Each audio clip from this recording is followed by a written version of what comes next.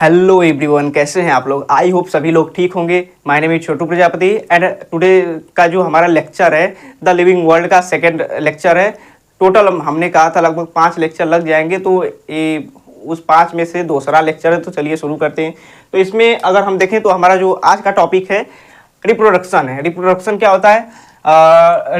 री मतलब अगेन होता है। अगेन री मतलब अगेन होता है। प्रोडक्शन मतलब टू प्रोड्यूस। क्या होता है? To produce. It is a biological process by which new organism are reproduce by parent more or less similar. Reproduction क्या है? एक बायोलॉजिकल प्रोसेस है। इसमें जो न्यू ऑर्गेनिज्म फॉर्म होता है पेरेंट से क्या होता है, कुछ सिमिलर भी हो सकता है, कुछ लेस सिमिलर भी हो सकता है। अगर सिमिलर होगा तो सिमिलरिटी ज़्यादा होगी, अगर सिमिलर होगा तो वेरिएशन ज़्यादा होगा। तो अगर लेस सिमिलर होगा तो उसमें क्या होगा? वेरिएशन ज़्यादा होगा। अगर types of asexual reproduction and process by organism, asexual reproduction and किस ऑर्गेनिज्म में पाया जाता है उसे भी देखते हैं। तो अगर हम देखें टाइप ऑफ असेक्सुअल रिप्रोडक्शन, तो millions of asexual spores. Millions of asexual spore किस में पाया जाता है? हमारा फंगी में पाया जाता है। क्यों? क्योंकि फंगी क्या बनाता है? स्पोर बनाता है। तो स्पोर एक दो नहीं होते, मिलियंस ऑफ स्पोर होते हैं। एंड बडिंग तो हम सभी लोग जानते हैं, ईस्ट हाइड्रा। क्योंकि अगर मान लीजिए हाइड्रा है, ये क्या है? ये हाइड्रा है। यहाँ पे इसका जो बर्ड है, ये बर्ड बाद कुछ स्टेज पे जाते जाते क्या करेगा? ये बर्ड टूट जाएगा। तो ये जो बर्ड टूटा है यही बाद में क्या बना लेगा? न्यू हाइड्रा हमारा फॉर्म कर लेगा। तो यहाँ पे क्या हो गया? Budding east and hydra. And true regeneration क्या होता है? Planaria flatworm.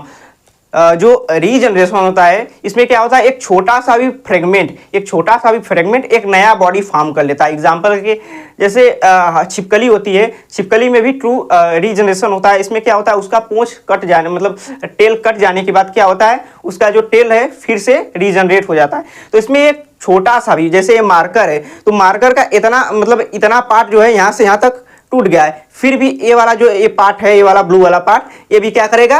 ये नया से मतलब रीजनरेट हो जाएगा, फिर पूरा होल बॉडी तैयार कर लेगा। तो उसे क्या कहेंगे? रीजनरेशन कहेंगे।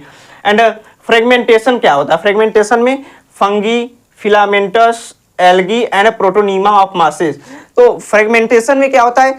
जैसे एक मार्कर है, यहाँ पे एक मार्कर है, क्या करेगा? कई भागों में फ्रेगमेंट हो जाएगा, उसे क्या कहेंगे? फ्रेगमेंटेशन कहेंगे। फ्रेगमेंटेशन में हमारा फंगी आ गया, फिलामेंटस, एल्गी आ गया, प्रोटोनीमा ऑफ मासेस। तो प्रोटोनीमा ऑफ मासेस हम देखे थे कि प्लांट किंगडम में ब्रायोफाइट में होता था। इसमें क्या होता था? Creeping green branches filamentous stage of masses developing from the spore. क्या होता है कि एक जमीन के सतह से क्या होता है? एक स्टेम क्या होता है? फॉर्म होता है, जो क्या करता है?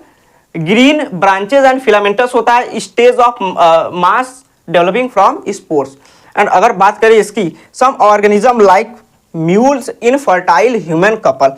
अब मान लीजिए म्यूल हो गया, जैसे एक फीमेल घोड़ा हो गया एंड मेल जो है कि डोंकी हो गई, तो क्या कि आपस में अगर मीट कर लिए तो म्यूल बना। म्यूल क्या होगा? इनफर्टाइल होगा, मतलब स्टेराइल होगा। वो आगे फर्दर क्या कर सकता है? रिप्रोडक्शन नहीं कर सकता है, मतलब बच्चे पैदा नहीं कर सकता है।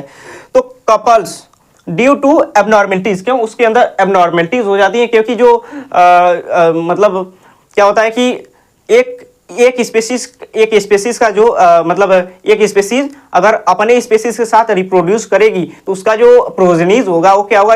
रिप्रोड्यूसिबल होगा।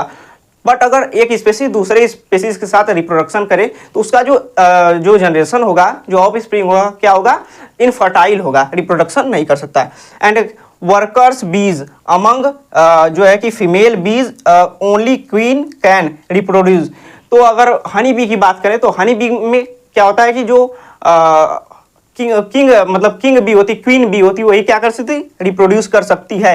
डू नॉट रिप्रोड्यूस, जो वर्कर्स भी होते हैं रिप्रोड्यूस नहीं कर सकते हैं। अगर बात करें reproduction is also defining feature. Reproduction क्या है? ये भी एक डिफाइनिंग फीचर, मतलब अगर रिप्रोडक्शन होगा तो हर लिविंग ऑर्गेनिज्म में होगा, अगर नहीं होगा तो किसी भी नॉन लिविंग ऑर्गेनिज्म में नहीं होगा। तो इसे क्या कहेंगे? अपना डिफाइनिंग फीचर कहेंगे हम। अब हम क्या देखेंगे, अब हम देखेंगे कि मेटाबॉलिज्म क्या होता है। तो मेटाबॉलिज्म में क्या होता है, metabolism refers to the sum total of all chemical reactions occur in an organism body. मतलब मेटाबॉलिज्म क्या होता है, जितने भी मेटाबॉलिज्म में क्या होता है, जो बॉडी में जितने भी रिएक्शन होते हैं, किसी एक ऑर्गेनिज्म के बॉडी में जितने भी रिएक्शन होते हैं उसे मेटाबॉलिज्म कहते हैं। मेटाबॉलिज्म जनरली दो टाइप का होता है, एक एनाबॉलिज्म, कैटाबॉलिज्म।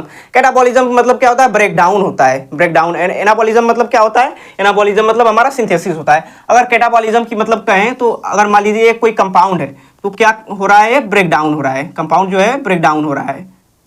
एंड एनाबॉलिज्म की बात करें तो ये जो ब्रेकडाउन है क्या हो रहा है, सिंथेसाइज हो रहा है, फिर से फॉर्म हो रहा है। तो अगर बात करें हम कैटाबॉलिज्म, कट मतलब ब्रेकडाउन, एनाबॉलिज्म, एना मतलब सिंथेसिस। मतलब कैटाबॉलिज्म में जैसे कैटाबॉलिज्म में जब डाइजेस्ट करते हैं तो क्या होता है, कुछ ऐसे ग्लूकोज होते हैं, क्या करते हैं, जो हमारे बॉडी में जाके टूट जाते हैं। मतलब ग्लूकोज नहीं, कुछ कंपाउंड होते हैं जो बॉडी में जाके टूट जाते हैं। बट एनाबॉलिज्म में क्या होते हैं, सिंथेसिस हो जाते हैं for the making of glucose. अगर बात कहें कि हम metabolism reactions can be performed in vitro culture. मतलब अगर मेटाबॉलिज्म को एक ट्यूब, एक जार ले लिया जाए, एक टेस्ट ट्यूब ले लिया जाए, उसमें परफॉर्म किया जाए तो सेल फ्री रिएक्शन होता है, ये तो हमें पता है, क्योंकि ये जो हमारा है कि एक जार है। एंड क्या होगा, such reactions are similar to the reactions in our body. ये जो जार में रिएक्शन हो रहा है, जो जैसा हमारे बॉडी में रिएक्शन होगा वैसा ही इस जार में होगा। And they are living reaction. क्या होगा, लिविंग रिएक्शन। जैसे हमारे बॉडी में क्या होता है, लिविंग रिएक्शन होता है। मेटाबॉलिज्म का जो है लिविंग रिएक्शन होता है, ऐसे ही इस जो टेस्ट ट्यूब में है, इस जार में भी क्या होगा, लिविंग रिएक्शन होगा। जैसे हमारे बॉडी में होता है वैसे ही होगा। एंड अगर बात करें हम metabolism and cellular organisations are defining feature of living organism. Metabolism and cellular organisation क्या है, डिफाइनिंग फीचर। मतलब हर लिविंग ऑर्गेनिज्म में क्या होता है, हमारा मेटाबॉलिज्म होता है, एक कन्फर्म है। एंड अब यहाँ पे क्या है, catabolism involve in bond breaking. Catabolism क्या करता है, बॉन्ड ब्रेकिंग करता है। मतलब कैटाबॉलिज्म क्या करता है, ब्रेक करता है, कट करता है। तो उसे क्या कहेंगे, जो कट करता है उसे क्या कहेंगे, एक्सोथर्मिक रिएक्शन। एक्सोथर्मिक हीट मतलब हीट रिलीज होगा, हीट बाहर रिलीज होगा। अगर बात करें एनाबॉलिज्म में, तो एनाबॉलिज्म में क्या होगा, इंडोथर्मिक होगा। हीट क्या करेगा, एब्जॉर्ब करेगा, एब्जॉर्ब करके क्या करेगा, सिंथेसिस करेगा। तो ये रहा हमारा एनाबॉलिज्म, कैटाबॉलिज्म एंड सबका जो है मेटाबॉलिज्म।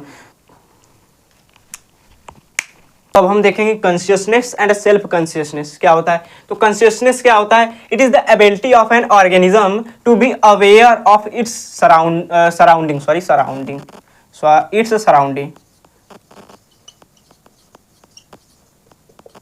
मतलब जो कॉन्शियसनेस में क्या होता है, इसमें अपने सराउंडिंग, अपने जो चारों तरफ का इन्वायरमेंट है, इससे क्या होना चाहिए, सेल्फ अवेयर होना चाहिए। तो it is the ability of an organism to be aware of its surrounding. अपने खुद के जो चारों तरफ सराउंडिंग है, सराउंडिंग जो इन्वायरमेंट है, उससे क्या होना चाहिए, अवेयर होना चाहिए। तो ये जो कॉन्शियसनेस है, टू टाइप्स का, सेंस एंड रिस्पॉन्स। सेंस में क्या होता है, इन्वायरमेंटल चेंज होता है। सेंस में इन्वायरमेंटल चेंज होता है, जैसे we do by our sense organ. तो सेंस में इन्वायरमेंटल चेंज होता है, जो हमारे कौन से ऑर्गन करते हैं, सेंस ऑर्गन। पांचों हमारे सेंस ऑर्गन क्या करते हैं, इसे डिटेक्ट करते हैं। रिस्पॉन्स में क्या होता है, रिस्पॉन्स में रिस्पोंड टू इन्वायरमेंटल स्टिमुलस। जो इन्वायरमेंटल स्टिमुलस से रिस्पॉन्स होता है, तो कौन कौन से, physical, chemical and biological. Physical में लाइट हो गया हमारा, केमिकल में एसिड बेस हो गया, एंड जो बायोलॉजिकल में हो गया ऑर्गेनिज्म हो गया हमारा। एंड अगर बात करें इसकी सेल्फ कॉन्शियसनेस की क्या होता है, तो only so by humans as only humans are aware of the themselves. मतलब एक केवल ह्यूमंस के द्वारा हो सकता है। इसमें ह्यूमंस को खुद अपने आप में क्या होना चाहिए, सेल्फ अवेयर होना चाहिए। जैसे पेशेंट अगर बात करें तो patient lying in coma with no self consciousness are living and are called brain dead. जो कोमा में कोई अगर पर्सन है, कोमा में है, तो क्या होता है, वो सेल्फ कॉन्शियसनेस नहीं होता है, वो जिंदा होता है, लेकिन उसे क्या कहते हैं, ब्रेन डेड कहते हैं। क्यों, क्योंकि वो अपने से कुछ मूवमेंट नहीं कर सकता है, एंड कुछ स्टिमुलस का कुछ उस पर प्रभाव नहीं पड़ेगा। अगर बात करें कि फोटो पीरियड क्या होता है, फोटो मतलब लाइट, क्या होता है, लाइट होता है। फोटो मतलब लाइट होता है, पीरियड मतलब duration. Duration. Photo period affected reproduction in seasonal breeding जैसे प्लांट एनिमल्स। फोटो पीरियड एक ऐसा मतलब फैक्टर है जो क्या करता है, जो सीजनल ब्रीडिंग एनिमल्स या प्लांट होते हैं उनमें क्या करता है, अफेक्शन कर सकता है, अफेक्ट कर सकता है उन्हें। एंड अगर consciousness is a defining feature of living organism. Consciousness क्या है, एक डिफाइनिंग फीचर है ऑफ द लिविंग ऑर्गेनिज्म, मतलब जो कॉन्शियसनेस होगा हर लिविंग ऑर्गेनिज्म में होगा, हर लिविंग ऑर्गेनिज्म में होगा। क्यों? क्योंकि कॉन्शियसनेस क्या है, इसमें इन्वायरमेंट से अवेयर होना चाहिए, इसमें क्या होना चाहिए, इन्वायरमेंट से अवेयर होना चाहिए। तो लगभग जो इन्वायरमेंट से अवेयर सब जो ऑर्गेनिज्म जिंदा होते हैं 100% करते हैं। अगर सेल्फ कॉन्शियसनेस की बात करें तो it is not defining feature. क्यों? क्योंकि एक एक्सेप्शन आ गया, हमारा जो कोमा पेशेंट था उसमें, तो इसमें क्या होता है, सेल्फ अवेयर नहीं होते हैं, सॉरी सेल्फ कॉन्शियसनेस में सेल्फ अवेयर ह्यूमन को होना चाहिए। तो self consciousness is a not defining feature. क्या हो गया, ये फीचर है, फीचर।